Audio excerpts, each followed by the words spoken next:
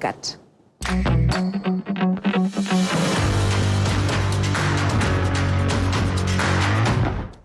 Hassana tey da nga ko xaw a loowal de comme lundi.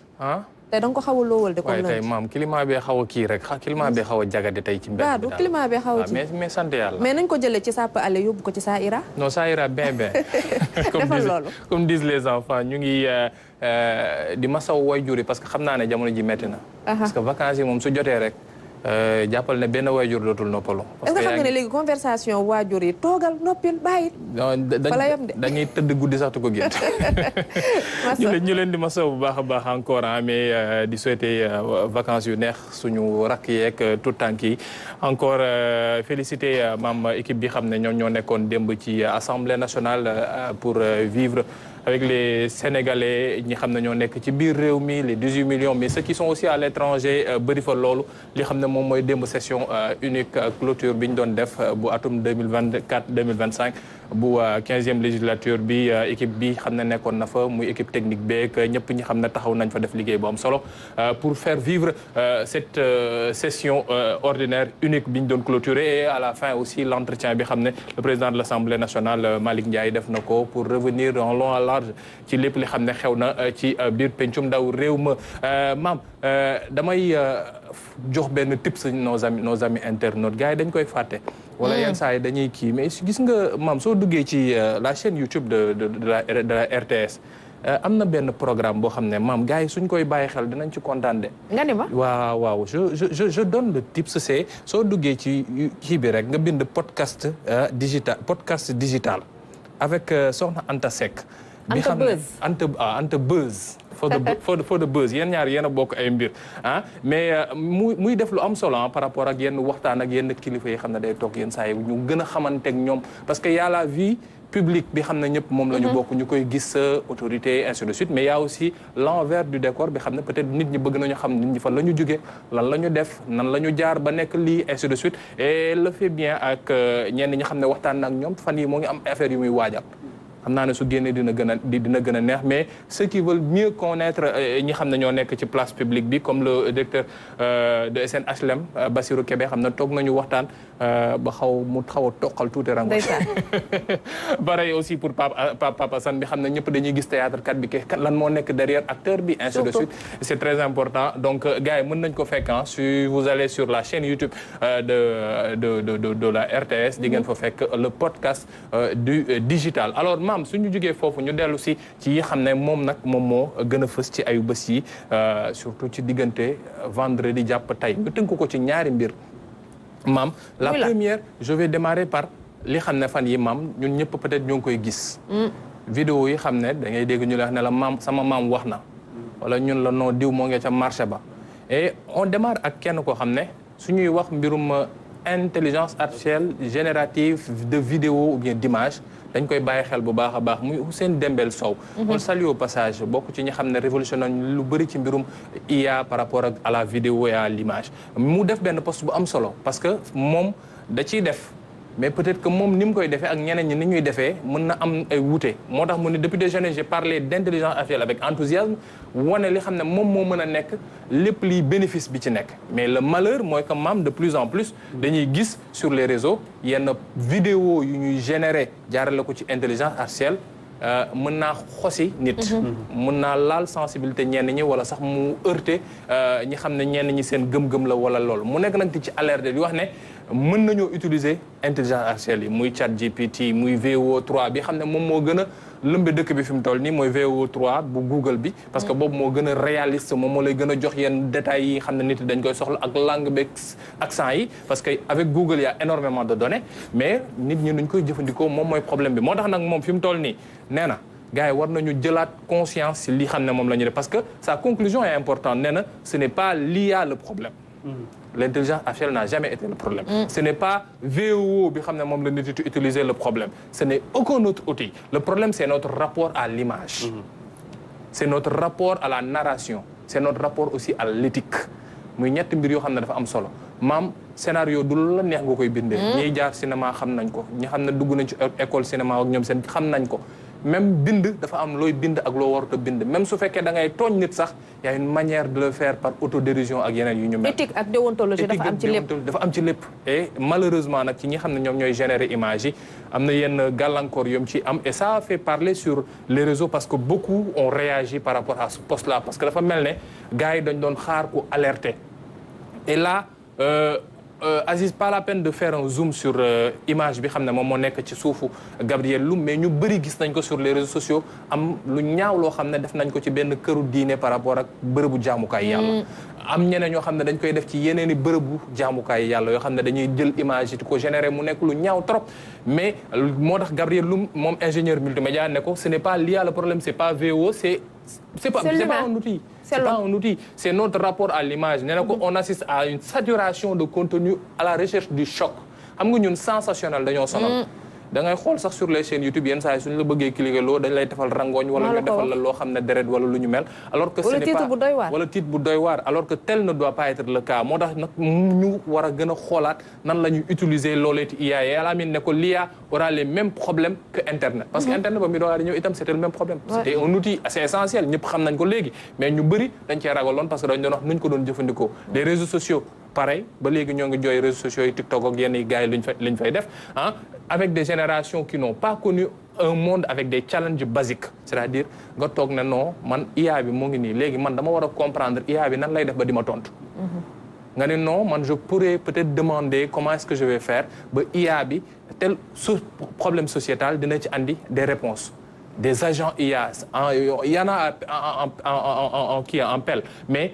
dañu war a xoolaat nu ñuy jàngalee gars yi ba ñu mën a comprendre un petit peu l'intelligence artificielle parce que le vrai problème de l'accès universel à la création c'est la saturation parce que mbir yi su ëppee rek maam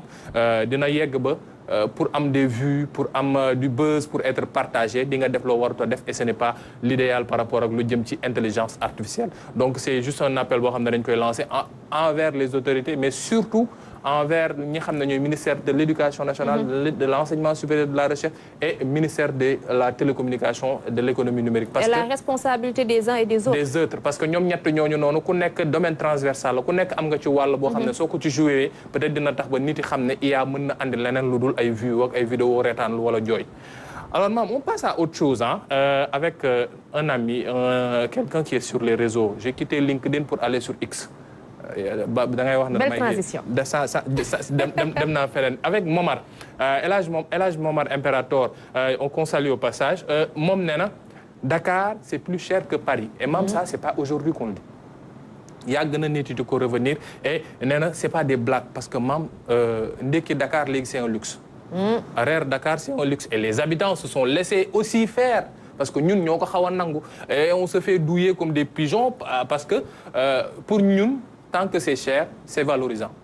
tant que c'est cher mooy bi gën a baax tant que c'est cher moom mooy original tant que c'est cher moom laay mën a jaayoo ne non man sama dàll bi 80 000 laa ko jëndee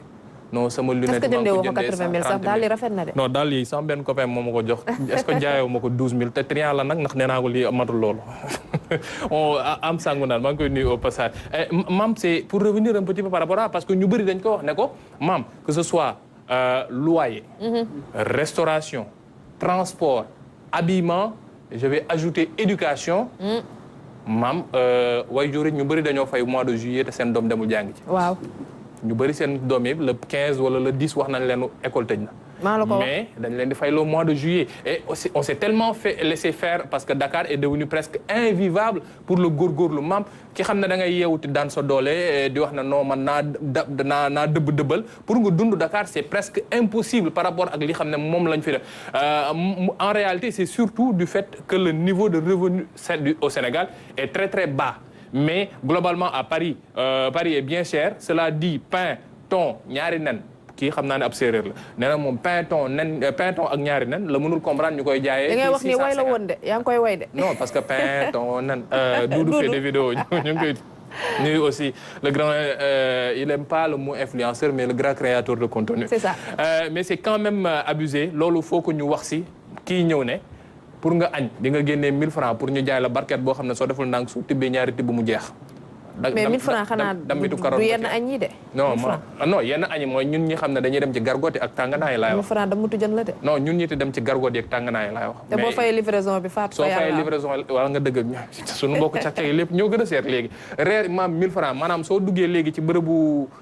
gargote ba léegi nga ne non damaa bëgg jënd reer soo deful joxee 1000 francs soo deful nag benn laxas ngay am après ñu kii la ñu jox la ci wisal la ci ndox ne la moom googu noonu jëfandikool Lacoste maam Lacoste ci période de tàngoor gii nii je sais que Pape Birame peut-être bëgg na Lacoste lool ak ñoom Thierno mais Lacoste maam fi mu toll nii soo bëggee am Lacoste bu baax ci réew mi dañ la wax ne la non Lacoste bi qualité la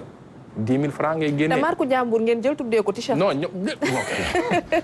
maanaam loxo bu dagg. waaw mu passe partout lañ ko def léegi lépp Lacoste la et les cargos pour yéen jigéen ñi n'en parlons même pas. Samba ne en moins d'une semaine au Sénégal tu peux dépenser surtout à Dakar en moins d'une semaine tu peux dépenser li xam ne mënoon nga koy yore weeru lëm. Et c'est difficile pour ñi xam ne ñoom ñooy taaba comme on l'a dit mais maintenant nag espérons que ne nguur gi ak ñi xam ne ñoom ñooy kilifa yi dinañ ci bàyyi xel parce que bon c'est vrai nit ñi itam dañ lay jaay yenn saa yi place bi lañ lay jaay duñ la jaay li xam ne moom ngay jënd mais war nañu amal plus de compréhension par rapport ak yéen yi xam ne dañ koy jënd à des prix abusés et maam yenn saa yi suñu la waxee na la lii ba ma koy jëndee Chine wala ba ma koy jëndee tel dëkk wala ba ma koy jëndee je l'ai acheté à 5000 francs 3000 francs 4000 francs fii Sénégal ñu ñëw bëgg ci am bonus su 300%. metti na. c'est malheureux mais moom de manière ramassée lii mooy li xam ne moom la ñu andi woon tey par rapport ak suñu mbokk yi xam ne ñoom ñoo nekk sur les réseaux ci lii xam ne moom mooy mbirum xibaar yeeg li xam ne impacté na les Sénégalais surtout ceux-là qui vivent la belle vie mais peut-être sans les moyens. une note positive pour tëj. waa ñu joxe li xam ne moom la gars yi di xaar. tey ba am na ko trouvé ko am mbaqus. mais bële nag dafa mel ne sama mbokku journaliste yi dañ ko bàyyi woon mais keneen moo ko ñëw jàpp Akhlou Maye kii dafa mel ne rappeur la. waaw rappeur la de. dafa mel ne rappeur la donc kii kan la bi ñu joxoon le jeudi moom Akhlou Maye ak famille moom moo ko joxe nee na il s'agit de Obey Diop c'était le mari de ki xam ne wax nañ ko mooy suñu yaay suñu maam Mariama Ba rappelez que sa fille bind na benn livre. bi xam ne ñu bëri ñoo ngi koy tàmbali te bàyyi xel comme pour parler de dire que ne affaire bi c'est un peu héréditaire ni yaay ji meloon am na doom ju jigéen ju nekk France joo xam ne moo ngi ci tànk yooyu donc kii andi kii kan la kii c'était Boubacar Obey Diop né en 1922 à Bambey mu nekk koo xam ne suñ ko waxee rek ñun taskatu xibaar yi war nañoo bàyyi xel pour moom la raison elle est simple parce que Boubacar a été un enseignant mais au-delà de cela il a été aussi journaliste nekkoon journaliste boo xam ne bind na ci ay yenn ci këyit yi xam ne nekkoon na fi laata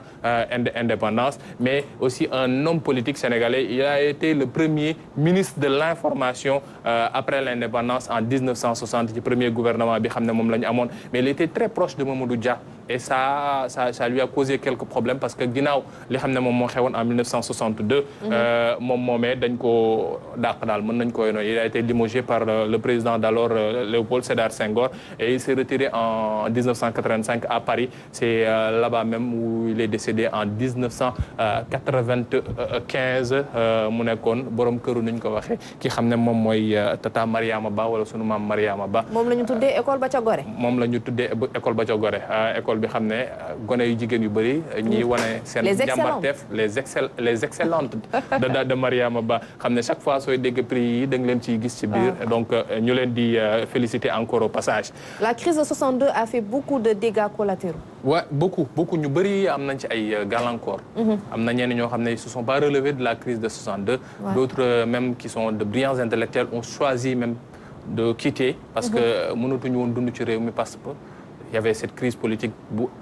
daloon sax yenn saa yi ci dund ñenn ñu dund ci kaso gu métti donc c'est des moments durs de l'histoire du Sénégal mais bon c'est l'histoire qui est ainsi faite. Comme l'a rappelé Aïssata Tall Sall. waaw tey nag kan la. moom xam nga tata Aïssata nag moom boroom xam-xam la. waaw. alors maam ki ma andi tey la photo elle est belle mais ça montre aussi la prestance bi xam ne mooy ki ñu andi tey. ak galon yi. ak galon yi. galon yi nag gars yi suñ ko gisee mën nañ ko yóbbu ca saasa ci benn partie société bi mais loolu ci kii bi la loolu ci cax bi la. bokkul ci ñi gàddu arme. ci cax bi la mbir mi ci cax bi la. mais pour déjà donner quelques indices nañ jàpp ne moom bokk na ci nguur ay buur wala royaume yi xam ne moom moo amoon fii ci Sénégal. bokk na ci ñi xam ne wala moom mooy ki mujj toog ci nguur gi mën nañ ko wax nguur gu amoon doole sax fii ci biir Sénégal nguur gu amoon doole way juram ba léegi dañ koy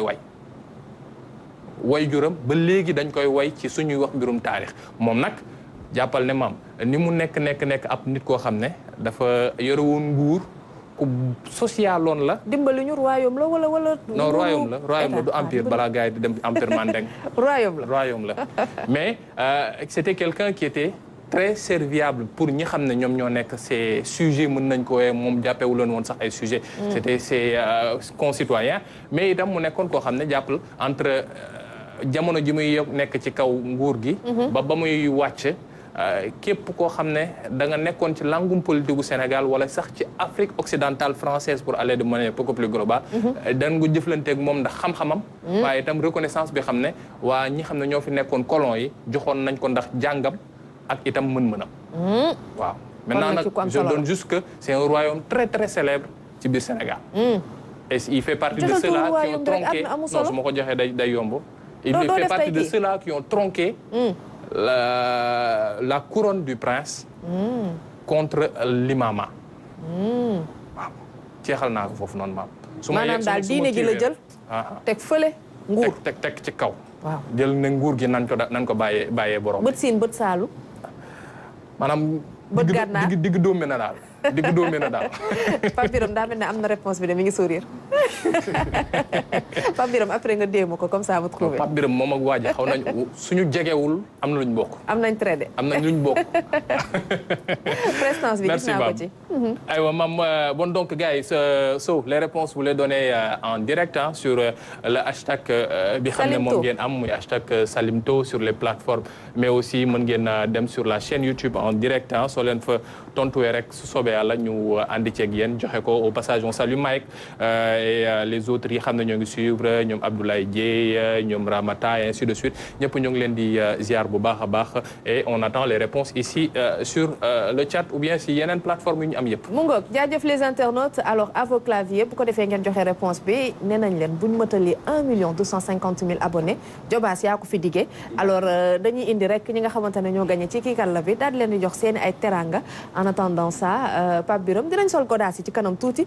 mais gis nañ la cherté de la vie à Dakar et aussi le prix du luxe d'autant que ñun dañoo xaw a am tuuti volonté di wane benn statut bi nga xamante ne peut-être bu suñu bos au détriment de vivre même au-dessus de nos moyens malheureusement. Xasana joxe na exemple bu gën a pertinent ci li nga xamante ne mooy jëmmal un petit peu cette cherté le goût du luxe bi ngay expliqué mooy la restauration les restos ça coûte très cher à Dakar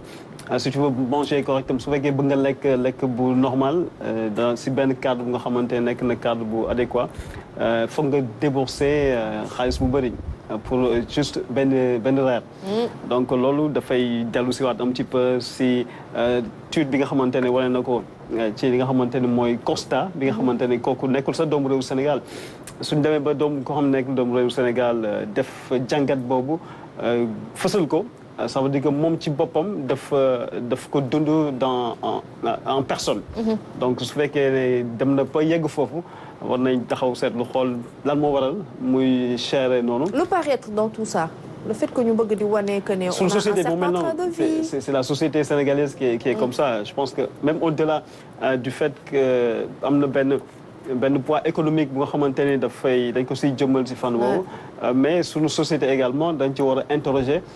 dans ses profondeurs justement ci lépp lu nga xamante ne aju na ci gis-gis bi sénégalais yi di am ci ni ñu war a wane seen bopp ci biir société bi. Absolument. donc loolu mën nañ nekk benn si pàcc yi nga xamante ne jàngat na parce que autant am na resto yu cher autant am na resto yoo nga xamante ni c'est pour la classe moyenne. di nga dem Tàngana di nga dem Tàngana bien sûr.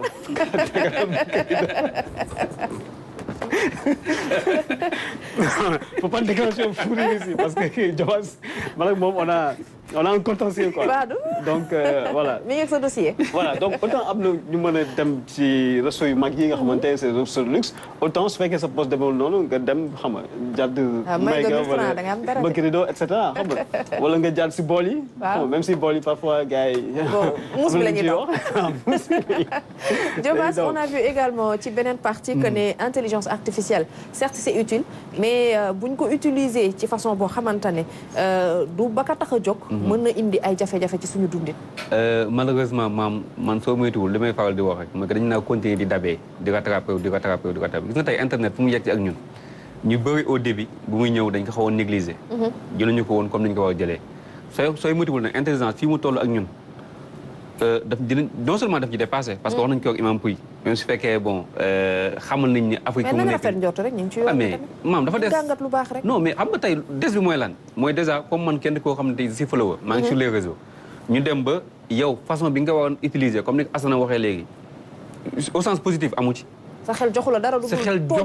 lu dul toog di def loo xamante ne tey amaan na ku ko dégg taf say nopp wala ku ko gis zappé donc mu nekk loo xamante ne tey man ce que je dirais li am solo nekkul ci li nga xamante ne mooy intelligence artificielle wala internet bi mais jëfandikoo bi ñu koy jëfandikoo. tey am na koo xamante ne lan la ñuy wax da ngay dégg ñun la dañ ko jam bi ñu koy jam lan la ñuy utiliser paaka. yow paaka boobu en tant que jigéen est-ce que soxla woo ko. am na leen loo koy utiliser donc moyen bi loolu du ci dara lu ci am solo rek mooy yow li nga ciy def lan la. donc je pense que tey loolu mooy li nga xamante ne tey taxawaay boo xam ne war nañu ko am au sens positif ñu utiliser ko de la plus belle manière je pense que loolu mooy intérêt bi. c'est intéressant mais aussi qui se cache derrière cette intelligence artificielle parce que produit fini bi. la ñuy présenter le grand public sur les téléphones bon sur les réseaux TikTok et cetera surtout TikTok. parce que am na yoo xamante ne aussi c'est des écarts de langage. daf ciy nekk loolu yëpp mais kenn xamul kan moo nekk si ginnaaw. et surtout le vide juridique aussi. Pardon? Le vide juridique bi nga xamante ne exactement généralement c'est des comptes anonymes. koo xamante ni dafa nekk bi créé benn compte am di si def intelligence artificielle pour am ay vues. bon yooyu yëpp c'est des choses à encadrer. parce que l'outil quand même c'est un outil précieux. aux mains bien sûr d'experts mais war nañu xoolaat ni ñu koy encadrer. ba lépp nga xamante ni accepté wuñu ko pour